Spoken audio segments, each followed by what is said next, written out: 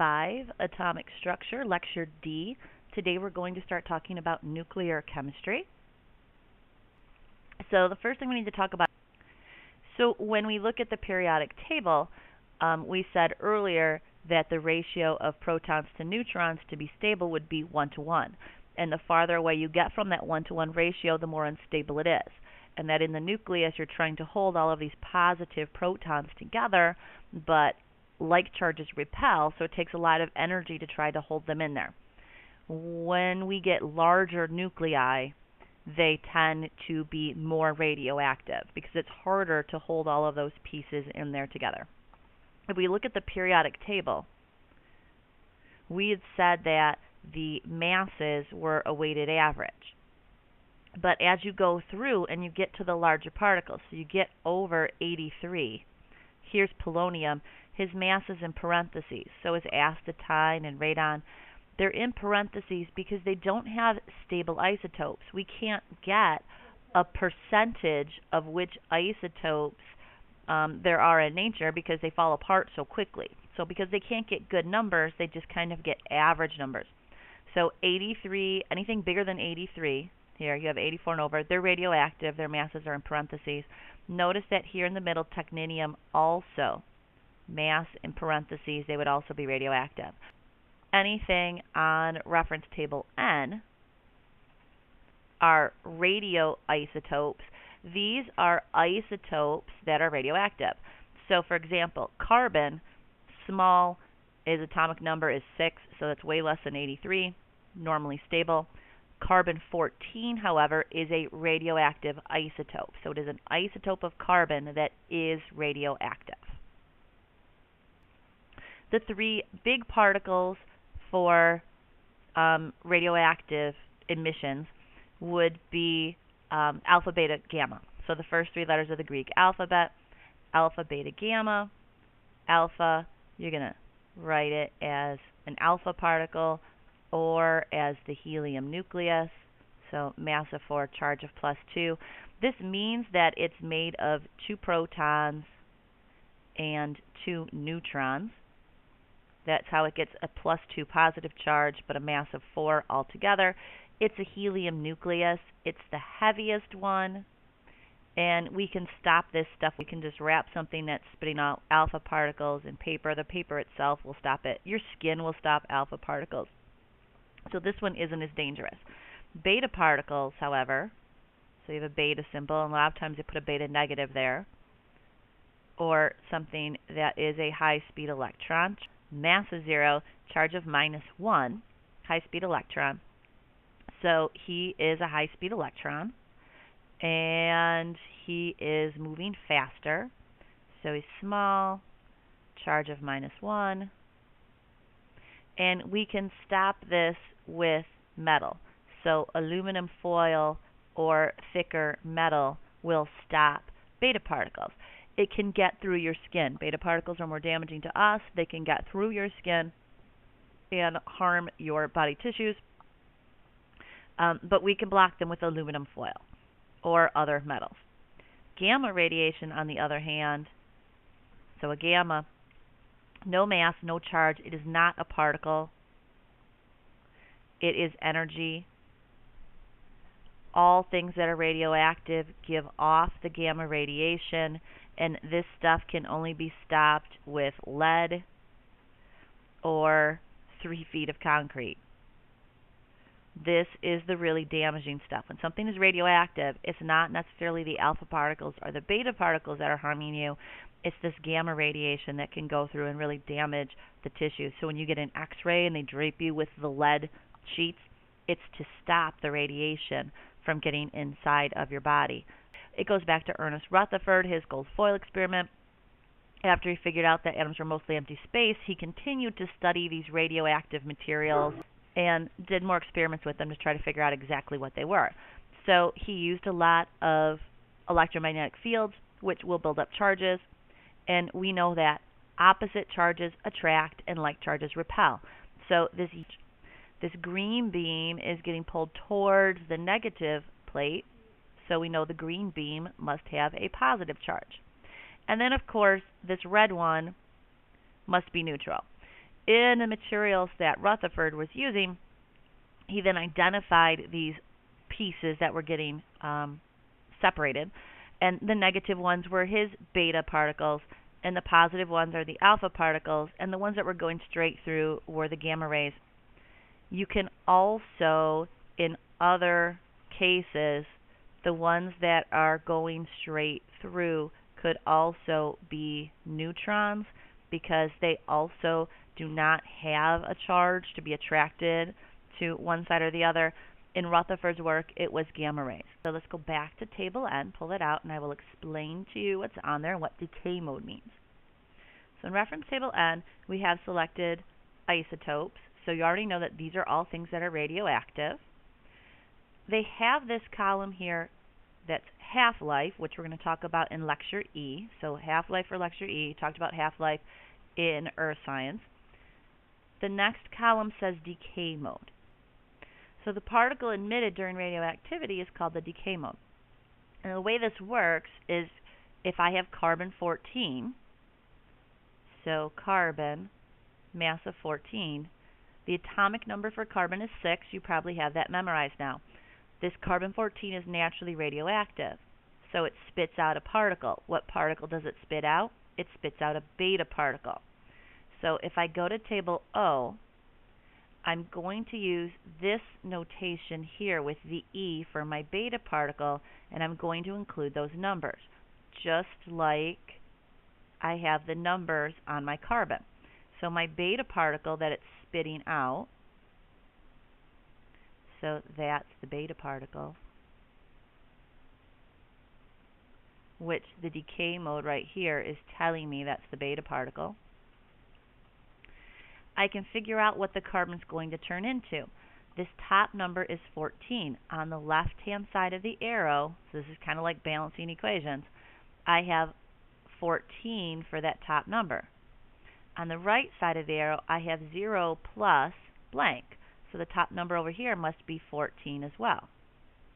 On the bottom, I have 6. On the right-hand side, I have negative 1 plus blank.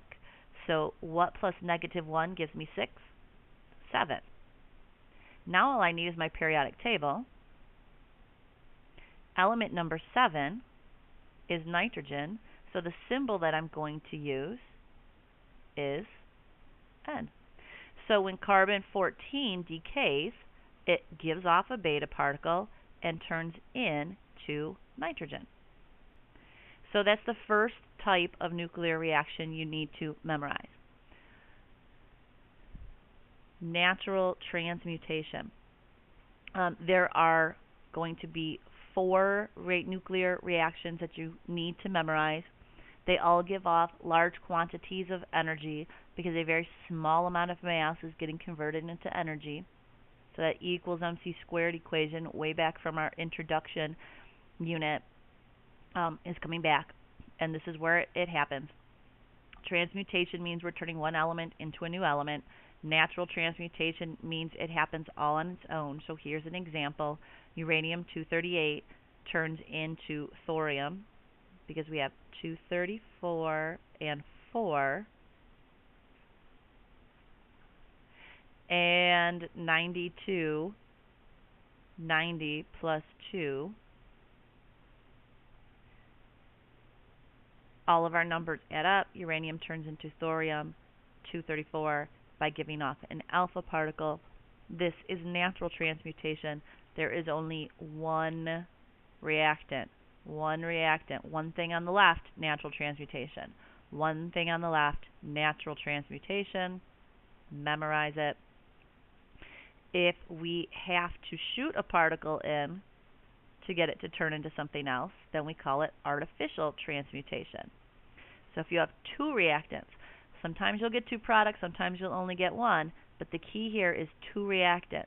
If you have 2 reactants on the left, it is artificial transmutation. And again, we're adding up the numbers. It gets tricky when you have 2 things on both sides. 14 and 4 is 18, 16 and 2 is 18, 7 and 2 is 9, 8 and 1 is 9. The numbers just need to add up. When we're doing artificial transmutation, we tend to use particle accelerators.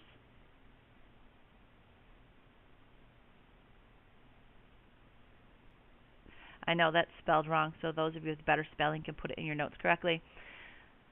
What they do is they push and pull the particle using charges. So they rotate the charge, they spin it. So if you have an alpha particle, you spin a charge and have it spiral out.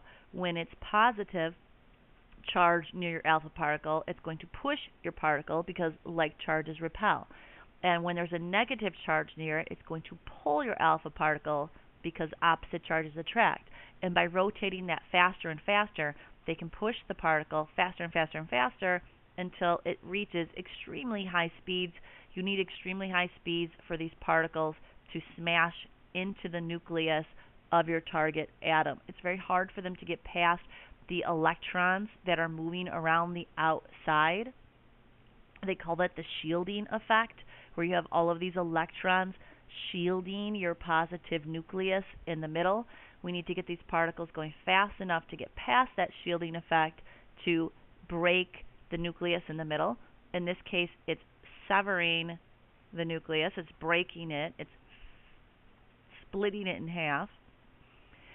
In this case, it's getting captured. When they're shooting this beta particle in, and we only get one product back, when the beta particle hits the nucleus, it gets absorbed. And instead of splitting the nucleus in half, it gets absorbed into the middle of the nucleus and makes a new element.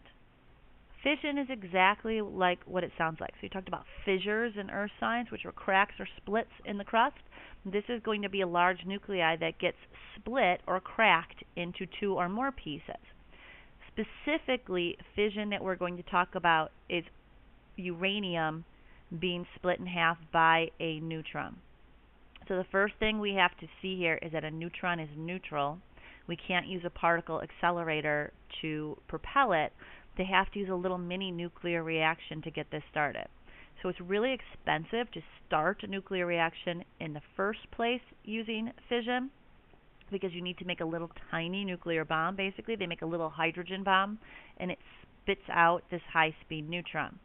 Once the neutron gets absorbed by the uranium, it gets absorbed into its nuclei. The nuclei is super unstable. It breaks apart into pieces, typically barium and krypton, and it spits out 3 neutrons. If you're adding up the masses, please be very careful. So 238 and 1 is 239. On the right side, we have 152 plus 84, which gives us 236. And you have this neutron that has a mass of 1. But notice that there's 3 of them. So what we're really adding is 3 for the 3 neutrons to get our 239. So watch out for that, especially if what they want you to do is, say, fill in the mass of the krypton. You have to remember that there are 3 neutrons over here. Okay, if we're only putting in 1 neutron and we're spitting out 3 high-speed neutrons, there are lots and lots of uranium atoms in our fuel. So these 3 neutrons then hit 3 uranium atoms, get absorbed and split. Each of the 3 spit out 3 neutrons.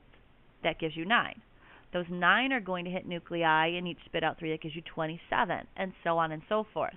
So it becomes a chain reaction. And the reaction keeps going all on its own. So once we start this fission reaction, it's expensive to get it started, but once we start it, it keeps going all by itself. If we let this go uncontrolled, it will create more and more energy until the neutrons are going so fast that they don't get absorbed by the uranium nuclei anymore, and then the reaction stops. This is the reaction that happens in a uranium bomb. We use this, of course, as a weapon, but the original idea was to be able to control it and use it to make electricity. So let's look at the parts of a nuclear power plant.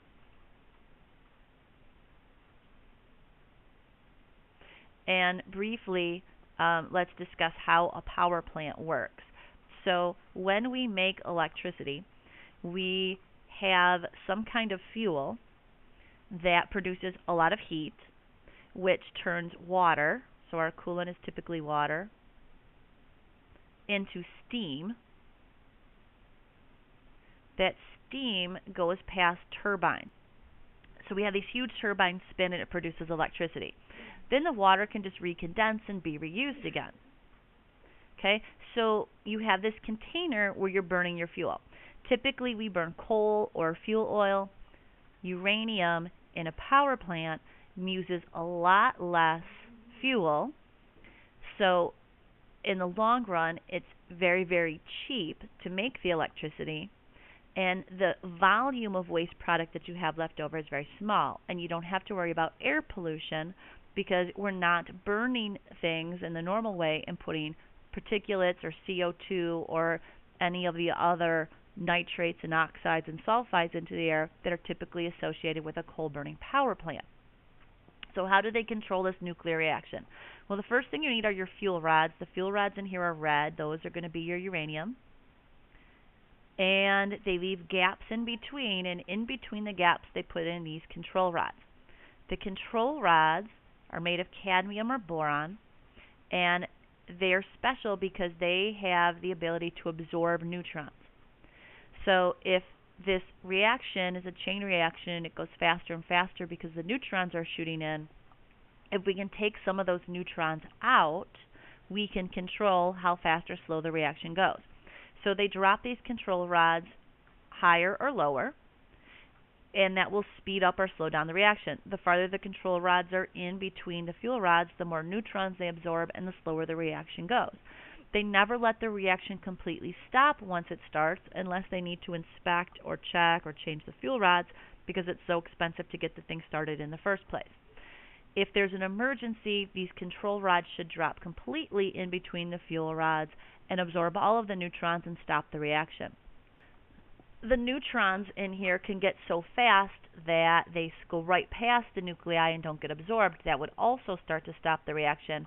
So they put in a moderator whose job is to slow the neutrons down. So that's what the moderator does. It keeps the neutrons moving at the proper speed. So you want them fast enough for the reaction to keep going, but not so fast that they're just going to glance off of the uranium. The coolant going through here is usually water or heavy water because the heavy water can absorb more energy. So, of course, people want to know what heavy water is. Heavy water's formula is still H2O. That's not a problem. There's nothing different with the formula of the heavy water. But in regular water, your hydrogens have a mass of 1, and your gram formula mass is 18 grams per mole. 2 hydrogens at a mass of 1 plus 1 oxygen at a mass of 16, 18. In heavy water, your hydrogen is typically an isotope called deuterium. It has a mass of 2.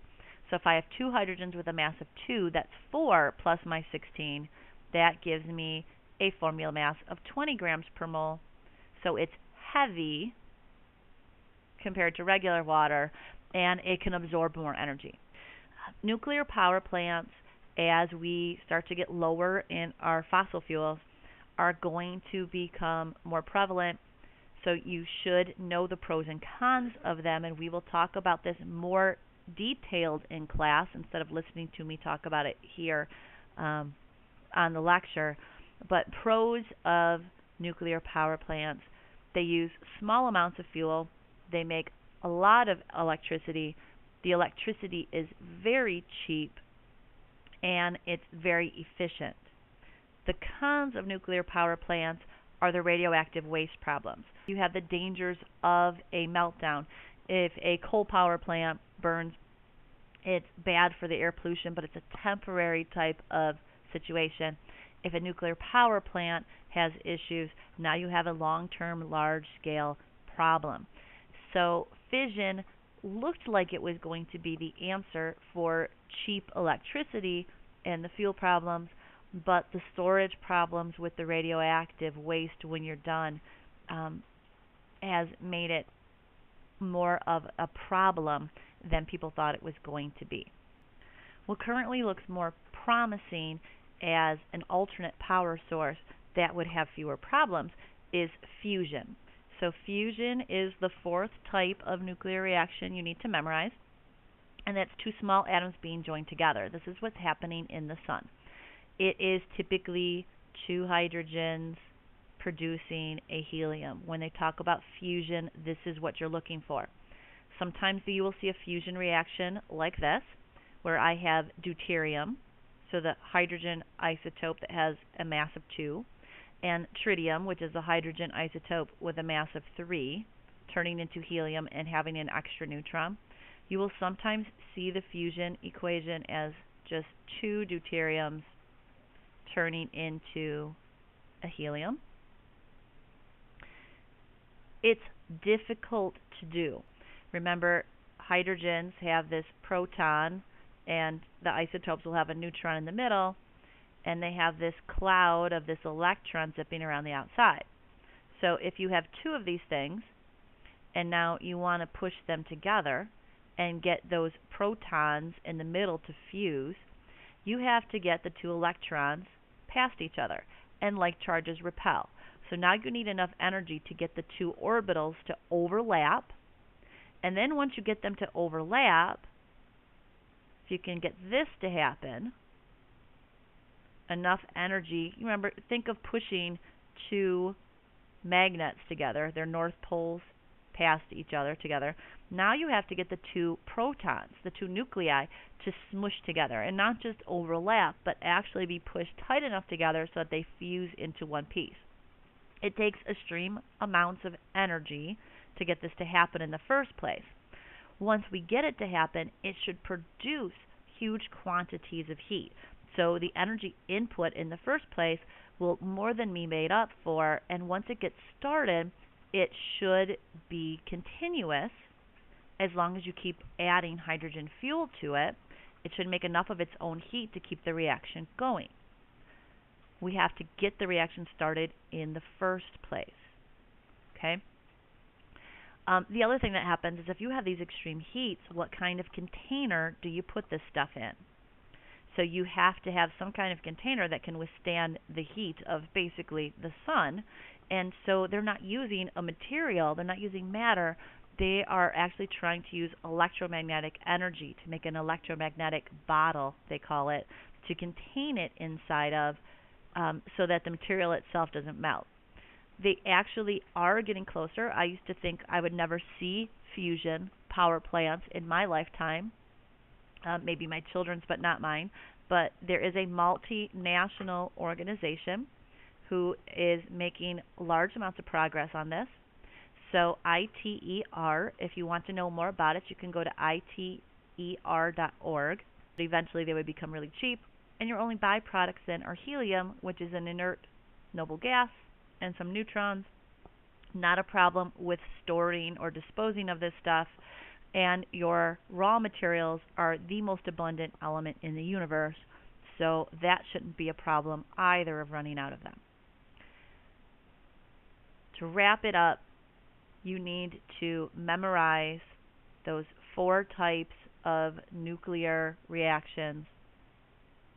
You memorized 4 types of inorganic reactions.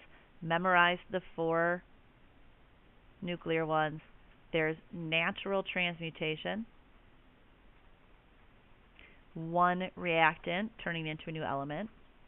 There's artificial transmutation, 1 element and 1 particle turning into a new element, so 2 reactants. And then under artificial transmutation, we have fission, which is the one with uranium plus a neutron. And then fusion, which is 2 hydrogens making a helium. Make sure you can memorize and identify those, and then those are all you need to know about nuclear reactions. Know that you add up the masses and the charges top and bottom, and use your periodic table to figure out the missing pieces. The last part for this unit is going to be half-life in Lecture E.